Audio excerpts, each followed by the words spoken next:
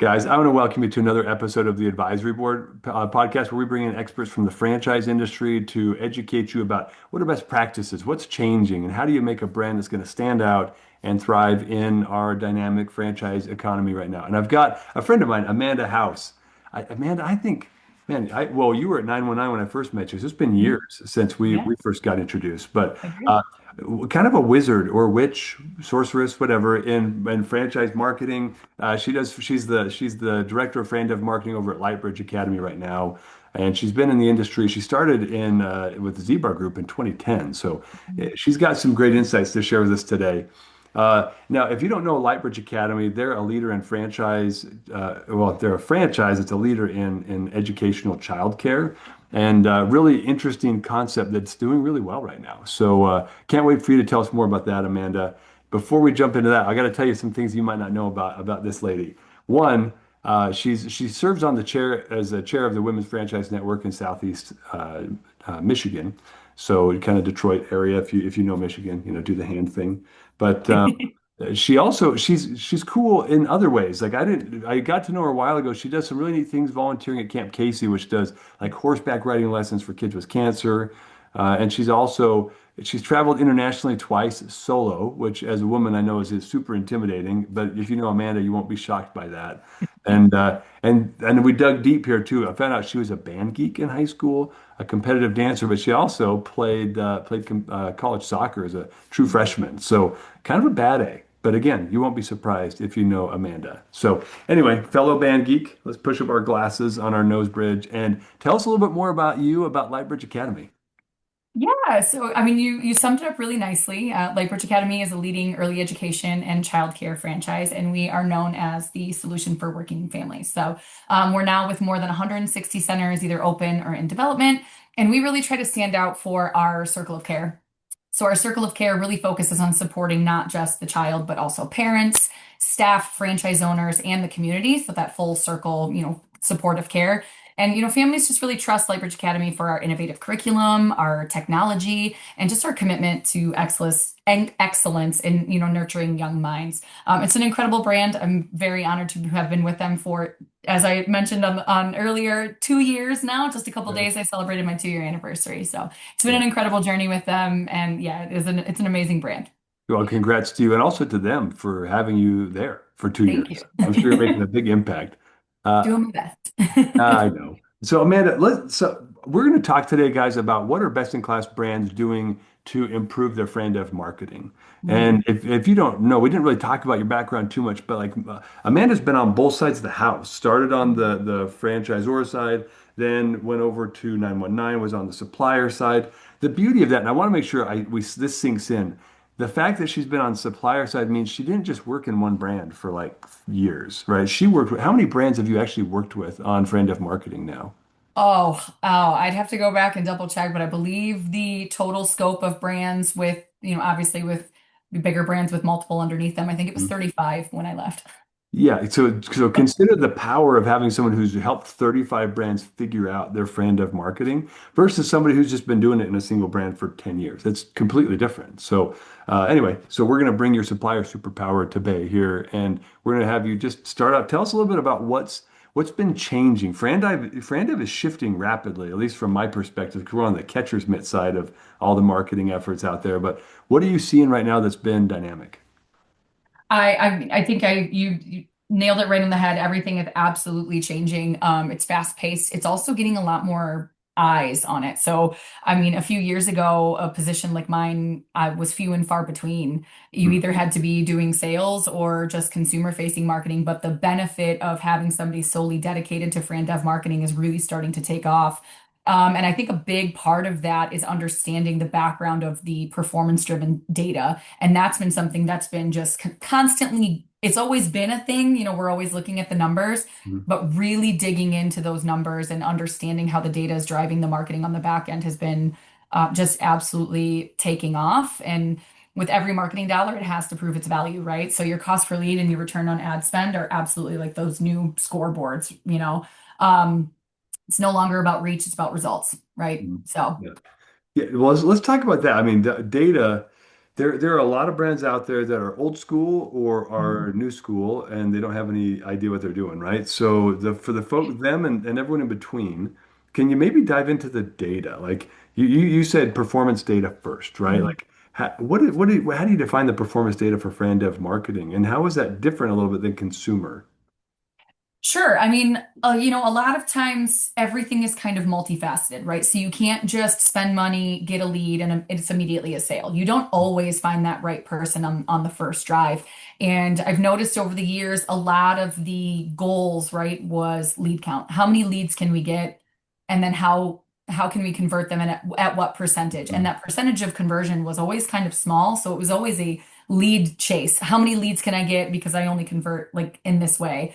And really, over the last several years, it's been an absolute drive to how can we convert more efficiently? So, how can we take that? Maybe that lead number goes down, but that conversion ratio, that conversion percentage starts to grow. And how do we do that? Well, we have to understand the people that we're targeting, very similar to consumer marketing, right? You want your dollars working for you. Yeah. So, if you're just spending money to bring in whoever, that's easy. Anybody can do that. Anybody can find leads. We all know that. But bringing in the leads that actually convert and stay with your brand, or from, obviously from the FranDev perspective, convert to a franchisee and become a brand ambassador and somebody that you want to continue to like replicate basically, right? Finding those franchisees that fit your culture, fit your model, fit the brand overall, and you want to keep and you want to replicate.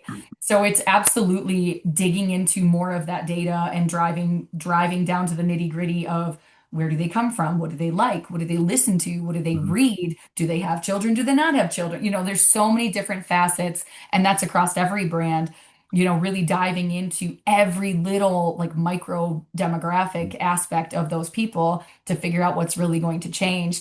And I mean, baseline level for everybody listening to this, if you cannot measure it, you cannot sell it. And Mhm. that's just the reality. Like, so. Yeah. Well, I want to take you back a step because I think you've already rattled off enough. We could talk about just this probably for a whole podcast, but we're going to focus on more than just the data side. Mhm. When you say you want to measure leads that are actually converting at a high rate, and then you said, but we also want to measure essentially the right leads, the right owners, because there are a lot of ways to get owners in the door. But the Mhm. reality is, you also have to be a safeguard, like a gatekeeper on the FranDev side, to make sure you're not bringing in the wrong people. And you guys, I think, have done a great job protecting the brand by bringing in excellent operators who are going to do an incredible job of treating, that the circles of care you talk about, Mhm. perpetuating the culture of that, right? Like making sure they do that with their kids, their parents, their employees, et cetera, at the local level. Mhm. That's tricky. That's tricky. How, It's how, how have you guys profiled that person and then dialed in around them? Because you're talking now not just demographics, but maybe psychographics, and there's a Mhm. lot more to it. So what have you learned so far about that? I mean, you nailed it right on the head. There's absolutely demographics, psychographics, all of those things. But at the end of the day, for us, it's really our team does an absolute incredible job of, kind of filtering out people who may not fit in with our culture. Our Mhm. culture, obviously, is surrounded by education, surrounded by children. Like, if you do not love and support and want to support the growth of children in this country, this is not the brand for you, right? Right. um, Yeah. but I mean, honestly, the culture of this company and the culture that's been built even before my time here, it absolutely speaks for itself. I mean, our franchisees, bleed this brand in the best way possible. And finding those people that fit that culture from the beginning become your validators. Those are the conversations that you want when franchisees are coming through the process, potential franchisees, I guess I should say, Yes. are going Yeah. through that process and reaching out to others and saying, why did you get into this business? Why did you choose this franchise? You want nothing more than franchisees who are happy to be there and love what they do. Yes. Yes. And that really goes back to the culture of the brand at Lightbridge Academy. I think our team has done just an absolutely incredible job building that.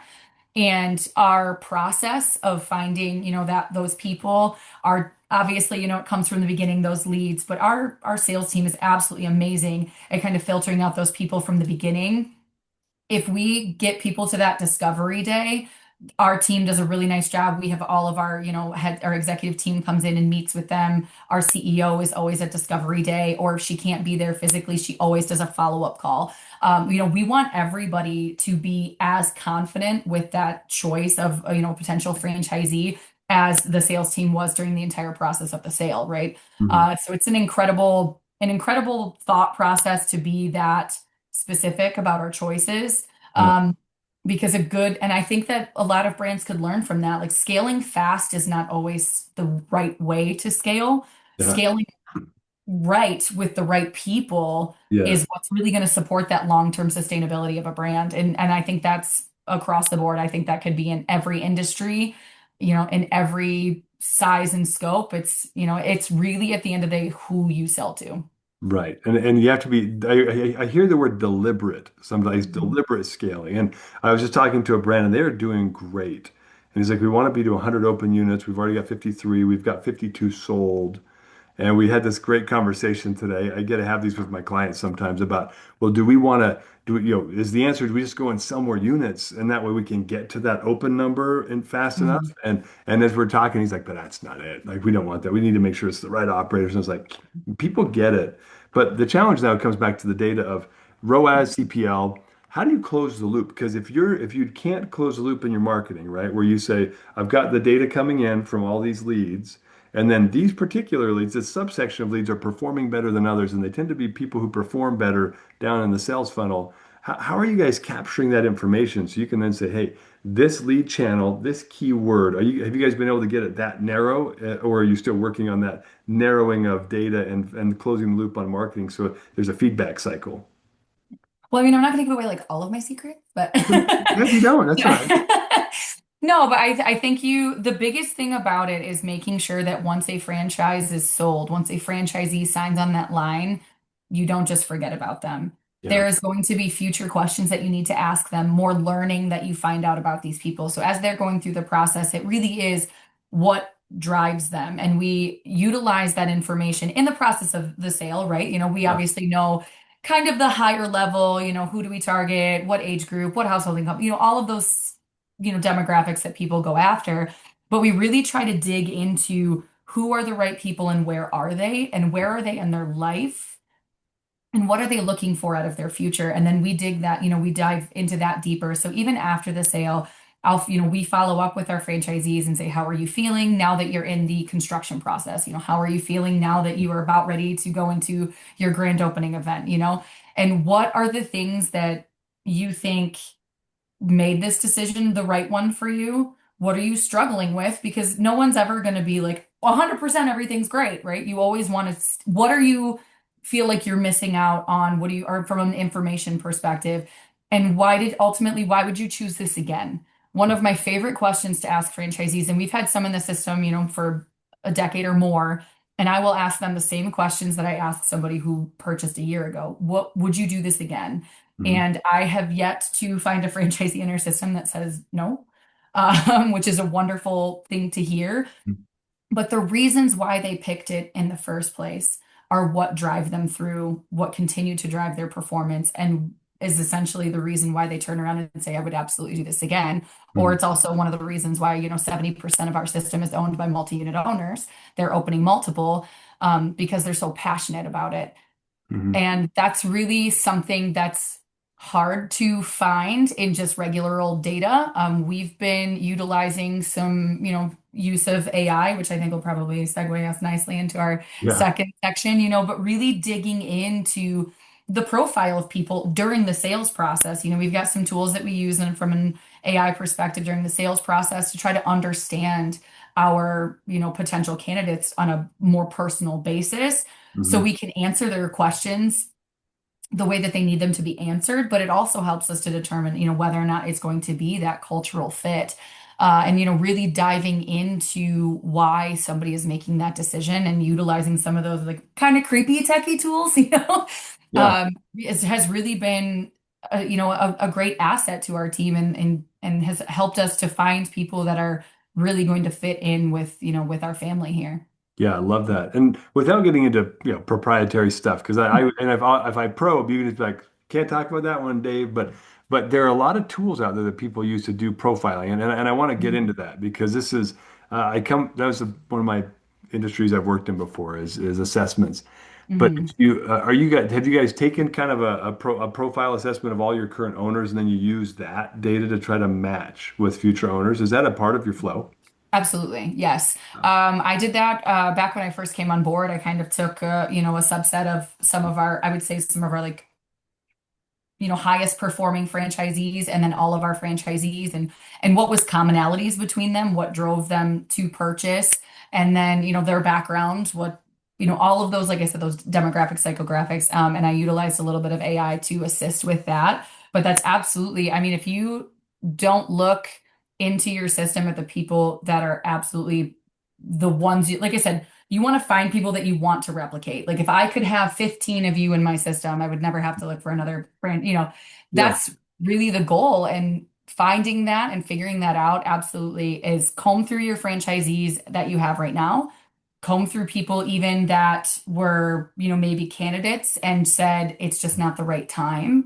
I Yeah. don't just comb through franchisees, yes, those are the ones that you really want because you have the most data from them, Mhm. but we always do a full kind of scope through of, who was looking and who was asking. And then why didn't they pick us? Because that will also give you some data that you really need to dive into. Is it because we weren't answering certain questions? Mhm. Is it because they were afraid of being the first in market? Or was it because they were afraid that it was an oversaturated market? You find out a lot of things about your, potential candidates if you just dig into them post conversation. If you get a lead in and they're like, yeah, no, thank you. Yeah, you might not get a lot out of them. But Yeah. did they get your FTD? Did they comb through it? Did they do some validation calls? And then they were like, yeah, this isn't for me. Follow up and ask why. Yeah. That's so smart. Most people don't do that. They're so busy chasing the Mhm. leads that they don't have someone who's thinking and being strategic. And Right. I just want to reiterate how important it is, one, to understand who your real target is, Hmm. and then also from people that say no. Like that's the two best people you can learn from are the people that say yes and those that say no. Correct. And you said something earlier that I just want to come back to, which is asking, would you do it again? I feel like we need to have a new measurement, like an FSAT, Right. CSAT or NSAT. FSAT, Hmm. like, would you buy this franchise again if you could do it all over again?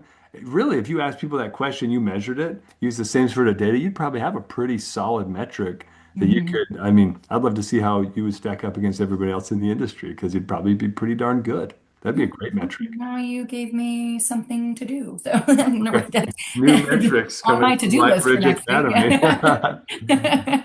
Cool. Well, so let's shift. So a couple of things. As the landscape has been changing in franchise development marketing, one Hmm. thing we've got to talk about is SEO and AIEO or Hmm. AISEO. Sounds like Old McDonald had a farm when we I talk was just going to say that. about.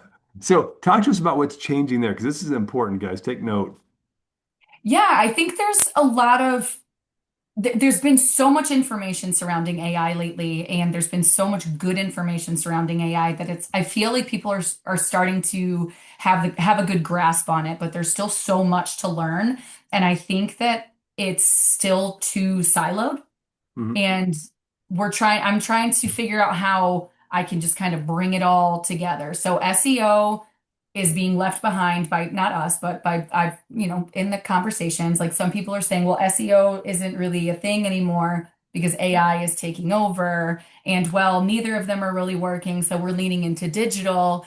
And well, we stopped really kind of focusing on the website because AI is already answering those questions. And I was like, we need to take all of that and Mhm. figure out how it goes in this nice little melting pot and work it all together. Because without SEO, you're not going to show up in AI. Without showing up in AI, all of these other things. It's just like this domino effect, Mhm.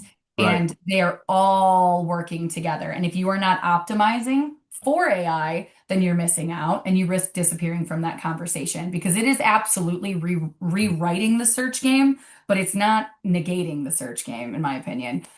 So, are you showing up outside of AI answers or inside of AI answers and not just in Google rankings, but are you still showing up in Google rankings because they're all kind of plug and play tying in together? And, they really need, I think brands really need to stop and ask, like for us, if it was us stepping back and going, okay, when somebody types best childcare franchise, is AI going to recommend us or are they going to ignore us? And if they ignore us, why are they ignoring us? What did we miss out on? And some of the biggest things that I've been pulling away from that research is that campaign optimization, that scaling of technology is all working together and it's still driven by that baseline of SEO and it's still driven by those quality digital campaigns and it's still all driven by them working together. Yeah, you still have to have a backlinking strategy. You still have to have a good domain authority because the AI bots are looking for those things, and that's all driven. Yeah. The fundamentals, I feel like, sorry to use a football analogy because it is football season right now, but Go uh, Lions. yeah, what's that? I said go Lions. Good. So the it's like an offense that learns how to run an option. Well, you don't have to stop blocking and catching footballs just because we added a new play, right? It blows my mind. I've heard people say it because there's all this hype about, well, AI SEO is taking over. It's taking over. You know what it represents? It represents like 25% of the traffic to my website. Here's Mhm. data, right? So, but it used to represent zero six Right. months ago. So that's significant. But 75% still coming from like SEO and social and other referring Right. sites, right? So Yep. everybody just simmer down for a second. Like, will there come a day when it's 50-50? Oh yeah, Maybe. probably.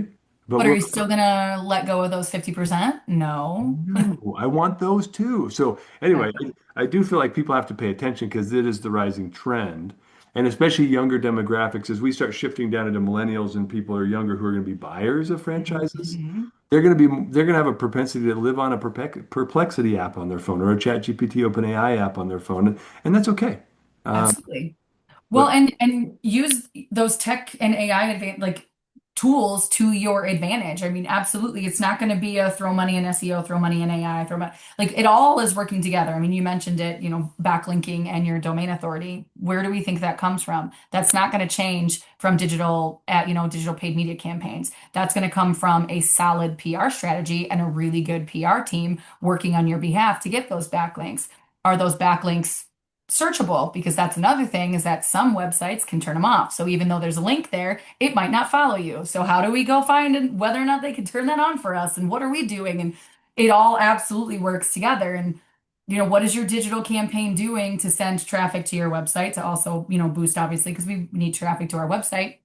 But then also at the end of the day, what's that user experience? mhm, Is PR out here saying something completely different than what your digital campaign's doing? And then what's your SEO strategy saying? And what is that doing? mhm. If it's not cohesive, supportive of each other, and working on like full cylinder at all times, I think you're really missing out on being able to scale with that.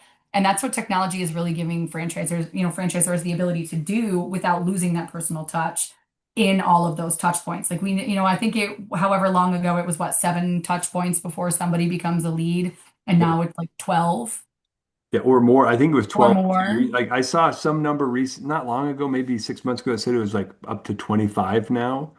Which, I mean, we start to consider like, well, there are digital touches on like display ads and all these different places and Mhm. billboards. You're like, it might be that high, but I don't think it's always that high. But even Yeah. 12 touches, that's a lot of brand So, familiarity, right? yeah. And don't quote me on that, but I feel because I'm really bad with remembering numbers, but I feel like that's the new kind of, Yeah. standard of touch points. But, I think that AI optimization and, those large language learning models, they're really driving content, but it's all still kind of intertwined and working together. Mhm. And, even so far as to say, your reputation and your social presence as well, all of it is absolutely working together and needs to have just as much of a priority Mhm. as SEO used to, and still should. And it should have as much of a priority as your digital marketing. It should have like it's all this like how much money do you spend on what? I wish we could just go across the board and be like equal opportunity, send it all, but that doesn't work for every brand, so I'll say that with caution. But Yeah. knowing where your tech stack should be and knowing where your spend should be based on obviously your target demographic. But Yeah. Well, let's talk about that. I mean, yeah, because we've been talking about the value of a balanced SEO, AI, SEO strategy now, right? And Mhm. then, but you've been mentioning all these other facets that still touch it. And you said this earlier on, it's a multifaceted issue, right? Mhm. Let's talk about another one of the facets, which is reputation, transparency, social proof, like these things, especially in franchise development. But I mean, actually, forget that statement because you're in childcare. In childcare, it's just as critical. Like, I'm not going to take my kid there unless I see, oh, happy moms, happy dads, happy Mhm. couples saying great things about a brand. Like, all of those are so critical. But let's focus it on the FranDev journey. I'm not going to go invest a whole bunch of money into a thing unless I feel confident it's going to work. How are you guys still continuing to harness the power of reputation and social proof as you guys are trying to build your strategy? I mean, I think that personally, from a franchise development perspective, happy franchisees, help sell franchises, but so do happy customers because happy customers equate to happy franchisees. So I think you're right on the money with the reputation. Like, I do not negate franchisees, like our centers reputation. If we have if we have centers falling under their reputation scores, there's obviously, and that's a whole different team, and we could, go off on an absolute ledge with that conversation. But we absolutely keep a priority marker on the reputation of our franchisees because franchise leads are not just, to your point, they're not just reading your FDD. They're not just looking at you from a perspective of, let me talk to a franchisee that's in the system and let me know more. They're doing exactly what you said. They're reading your Google reviews. They're watching your franchisees on LinkedIn. They're trying to find them on other social platforms. There's authentic franchisee stories that can be used there and, visible success and transparent communication, and that all builds trust. But these people that are trying to purchase franchises these days are using absolutely every tool imaginable to determine whether or not you're going to be a fit. And from a social media perspective, like I said, how your franchisees are showing up, how your brand's showing up, absolutely from top to bottom in every single corner of that sentiment, you need to have a pulse on. Because to your point, yeah, if you were let's just use Michigan because I'm in Mhm. Michigan. If Yeah. there was a franchisee looking to open up a franchise in Michigan and they pulled up a brand and they had freeze across the board in the state, right? Probably not going to look further into that brand because if a franchisee from a brand level can't keep their consumers happy, what are they going to do for me Yeah. to keep me happy? So, and it's meant to be, I mean, we really pride our brand on like that family feel. And I know that can be kind of like a scary buzzword for some people, but that's honestly how brands should look at it. Like you should be supporting from the base level of that. And that's why we have that circle of care, right? Coming back to the top of the conversation. So we support the children, yes, absolutely, of course, hands down, no question. We support our franchisees, absolutely, hands down, no question. But we also support the community, hands down, no question. The families, hands, like that's the thing is like, and that's really what kind of drives our culture. And it's your reputation is so critical to franchise sales. It's like I hope that people realize that. It is. Well, so I I don't know if you noticed, my wife and I bought franchises and we held those we actually grew them for about 18 months and then I had somebody who wanted to buy them from us. He lived Perfect. in our territory. So for us, it's like the perfect story. Right when it was getting big enough and busy enough that I was like, uh-oh, I need to go hire people to run this thing. It worked out perfectly for us. But it is, I knew the brand. I knew some of the operators. I talked to the owners. Like my thing, like I have hundreds of brands sell franchises. Like I know how this freaking works. So I went and talked to the guys and dug in deep to the franchise owners to get a feel for what was really going on. I could look at what was happening. They were emerging and I knew that. So I knew what I was getting there. But I Right. every savvy buyer is going to dig deep. And frankly, 80% of the research, 90% of the research happens without you being aware of it, like you're saying. Like they're looking at what are your local franchise owners saying on X? What are they saying Hmm. on TikTok? What are they saying on Facebook? What are they saying on LinkedIn? Are they Hmm. saying anything on LinkedIn? Are they Right. posts? Do they have I will always look at the Google review of any business I'm going to do business with, or a tech company. I'd look at like G2 Capterra, but Mhm. anyway, it's critical as a consumer. From Dave with his consumer hat on, like I always Absolutely. check every time. Absolutely. Yeah, I couldn't agree more. great point. Great point. So, Yeah. so then talk to us a little bit about tech, right? And you don't have to be, you can be as specific as you're comfortable with, but in order to do this, in order to balance these things out, to check reputation, to manage all these different things, you obviously can't do it all yourself, but there's all sorts of stuff that can assist you. So Mhm. how are you guys using technology to facilitate this multifaceted approach and drive it with scale? So I think this is something I can say as someone who's been on the brand side, went to the supplier side, went back to the brand side. Uh, A wonderful way to do that without having to say, I have all of this technology and I do it all myself mhm. is finding the right fit with your supplier partners as well. So Okay. obviously we know this, and not to like be like, hey, but Yeah. our supplier partners have a lot of that technology and the experience with that technology to do it quicker and more at scale. So if there's something that you don't have, maybe the knowledge or the capacity or the personnel to execute internally, finding those critically significant partners is a huge part of it, right? That'll take a good chunk of that tech stack, off your plate. Like at base level from a tech perspective, right? You want a working, functioning, consumer friendly, successful website. And who does that? Do you have a developer internally? Do you have an entire website team internally? Then who can you hire to support you there? And I feel very confident with our, technology partner there, our web developers, our digital ad creation, our Mhm. PR agency does an incredible job, as far as getting us, placements and found and that backlinking strategy that we talked about. Mhm. But internally, as far as technology, what technology are we using to really support ourselves? And that's kind of goes back to that AI and goes to those good tech partners. But what can I use for me? So from if we just dive it down to a FranDev marketing perspective, what technology can I use to make my job easier? And that very much so kind of falls into that AI perspective. So what can I use to read reports quicker, to cross compare FDDs quicker, to find answers to where my competitors are or not?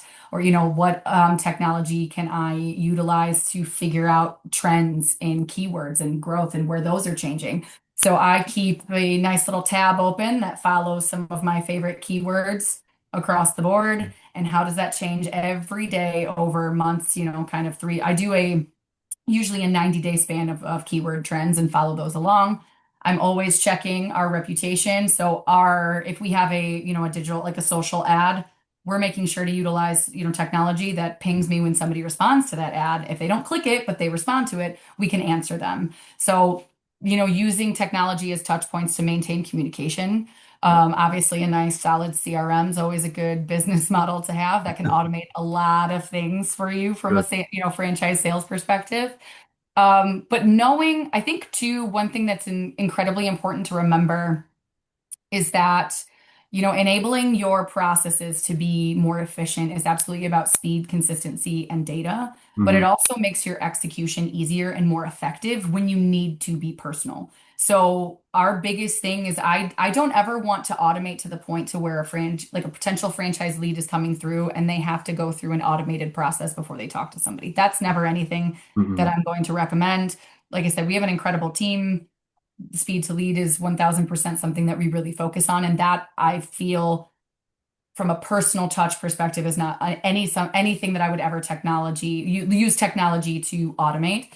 Um, but if you can launch smart, consistent campaigns and do that quicker, and you can utilize data and technology to give you kind of an ongoing loop of feedback on how your ads are working, how your website's working. Did something go down? Is something broken? Do we need to tweak a keyword? Are people responding to our ads and asking us for a job as opposed to responding to ads and asking us about our franchise? So utilizing technology and those tools to support what you're doing, but not losing out on that human touch. I think that that's one thing specifically in franchise development marketing that is still so key, because if somebody is going to hand over a chunk of their life, which I will call their investment, Mhm. they are handing over parts of their life to you to enter into your brand. Why would I want to hand them the keys in the mail as opposed to handing them the keys from my hand? So there's definitely a lot of aspects of franchise development marketing that I think need to remain personal and have a human touch, but lean into technology for those, turnkey automated marketing tools that can drive leads. Absolutely, all day. Mhm. But Use it for analysis, use it for review, use it for outreach for, reputation. Absolutely. Utilize it in your business from a consumer marketing perspective, lean into how you can automate, um, like automate your marketing tech stack and marketing platforms and all of those things that can support your franchisees so that they can put out marketing quicker. That's absolutely all day lean into technology. But I think with franchise development marketing, it's still very much so a human touch moment. And so when I always tell people, yeah, technology, AI technology, go use it, utilize it. Don't put an entire lean, like you don't want it to be a crutch, I guess, Mhm. Yeah, or a friction point, or a right? friction point, Because right? there are people out there that they really love this concept of almost no touch franchise Mhm. development, and I think that's crazy foolish, right? So there are certain things I feel like, yeah, you can automate initial engagement, schedule an appointment, Sure. but once you've had the Email first follow-ups, yeah. conversation, yeah, I mean, you and I are on the same page. Once you've had your initial conversation, you can't automate that. Mm-mm. And you can't and you don't want a robotic experience because you got to read the nuance of the human to know is this person Mhm. like you're it's like dating, right? Like can you Mhm. imagine like sending a robot on a date to tell you if you should marry somebody at some point? Like ain't Right. nobody on the planet that would trust a robot to do that because it's like does she pick her nose? Does she spit when she talks? Does she like there are a thousand things, right, that you're measuring subconsciously about people when you interact with them. And that's exactly how FranDev is, because you're trying Right. to figure out, are we going to bring this person into a relationship that's harder to end than a marriage? That's pretty serious and also really critical to protect your culture, right? Correct. And I mean, and there's nothing wrong with utilizing technology to support that personal touch. Correct. Use Yeah. AI to tell you whether or not the person that you're talking to prefers long emails that are super detailed and tells a story, or if they want three bullet points and a thank you. Like that's when technology comes in. Tell me more about this person that, maybe this AI model or this, and there's a lot of different platforms out there like Casper and Crystal Knows and all of those things, that can tell you more about a person to support you in that personal touch process. And it will make it more efficient. So, please don't misunderstand that me saying that a personal touch is going to, still take up all of this time. Like you can absolutely find efficiencies everywhere Mhm. without negating that personal touch or losing out on that, establishment of maintaining a culture for a brand.